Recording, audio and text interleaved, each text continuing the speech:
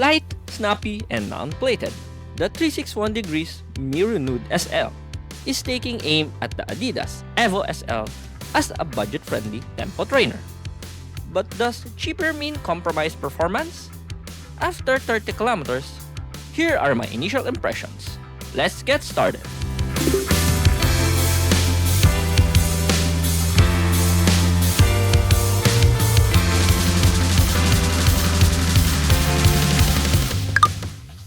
Light and nimble. One of the biggest strengths of the MIRO NUDE SL is just how light and nimble it feels on foot. For my US 10.5, it only weighs in at around 231 grams, which is already in the race day shoes category. The weight reductions came in from using lighter upper materials. There's almost no padding at all, but it still feels comfortable. That lightweight build really translates into a very quick and agile ride.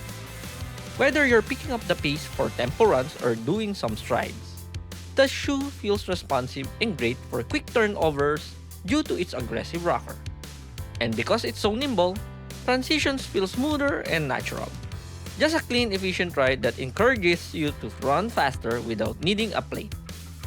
The CQT Extreme midsole is a bit on the firm side, just like the EVO SL, but it feels a bit more responsive, and for me, since I like firm midsoles, it is a bit on the softer side, so it's also great for easier pace runs. Take a note though, heavier runners might feel different as the midsole might be too firm. If you're someone who values speed, control, and a more connected ground feel, this is where the MIRO NUDE SL really stands out over its competitors. Great non-plated tempo training. Now where the MIRO NUDE SL really shines is a non-plated tempo trainer. This is clearly designed to be your go-to shoe for faster days, whether that's a tempo run, intervals, or even progression workouts. The 361's CQT Extreme Supercritical midsole leans on the firmer side, so don't expect that super soft, sink-in feel. But once you start picking up the pace, that's where it comes alive. You get a nice, snappy bounce that feels efficient and controlled rather than overly cushioned. I describe the ride as a firm, but still with a touch of plushness, just enough to keep things comfortable without losing that responsive edge. It gives you a really good balance between ground feel and energy return. And paired with the light and nimble setup, the shoe just feels quick underfoot. When you start pushing the paces, it responds instantly, making it a solid option if you're looking for a reliable, non-plated alternative for your speed sessions. Versatile all-rounder. Even though the MIRO NUDE SL is clearly built for faster efforts, it's surprisingly versatile. You can comfortably take this out for easy runs and still feel smooth and controlled without being overly harsh.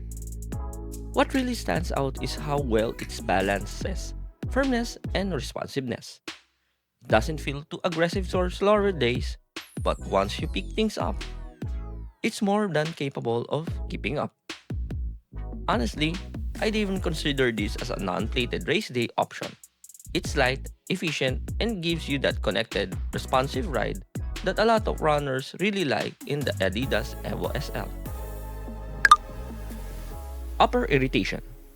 Based on Yui's review, a Chinese running shoe reviewer, and several feedback from social media, there was an issue with the tongue. I did experience that irritation twice, only during my initial fitting, and it was really annoying. It's like getting pricked by a needle. But it only happened during the initial fit. During all my runs, I didn't experience it again. This version of the MIRO NUDE SL though seem to have the tongue lining fixed, as the edges do look a lot cleaner in terms of cut. Similar rides. When it comes to similar rides, the most obvious comparison to the MIRO NUDE SL is the Adidas EVO SL. But since there's quite a big gap in price between the two, it's a bit more practical to compare this with other non-plated daily trainers in its price range, which is under 4,000 pesos. That said, just to give you a quick idea, Compared to the EVO SL, the MIRO NUDE SL comes in lighter with a slightly wider fit and a more stable, grounded feel. On the other hand, the EVO SL leans more towards responsiveness and has a noticeably plushier upper. With that out of the way, let's compare it with the Li-Ning Red Hare 9 Pro and the XTEP 2000km 5.0 Pro, which are all under 4,000 pesos and non-plated, with a high midsole stack at around 30 plus millimeters. In terms of the most stable and wider fitting, the XTEP 2000km 5.0 Pro is the clear winner here. But in terms of responsiveness, the 361 MIRO NUDE SL for me edges out Li-Ning's Red Hare 9 Pro by a bit. It does feel lighter as well since it's more than 15 plus grams lighter than the other two. Li-Ning's Red Hare 9 Pro does feel more stable to the ground thanks to its TPU wing support, has a more comfortable upper, and does feel better fitting than the 361 MIRO NUDE SL. If you like a firm and responsive ride, I would recommend either the 361 MIRO NUDE SL and the Li-Ning Red Hare 9 Pro. For a more stable, slower pace run, the XTEP 2000km 5.0 Pro might be a better option, especially for heavier runners. Its wider base and wider fit is a lot better. Hopefully these initial impressions helps you with your purchasing decision. Looking forward in logging in more miles to this light, nimble, and responsive non-plated running shoes from 361 Degrees. Expect my full review soon. Thanks for watching and please like and subscribe for more running shoe reviews. See you on the next run.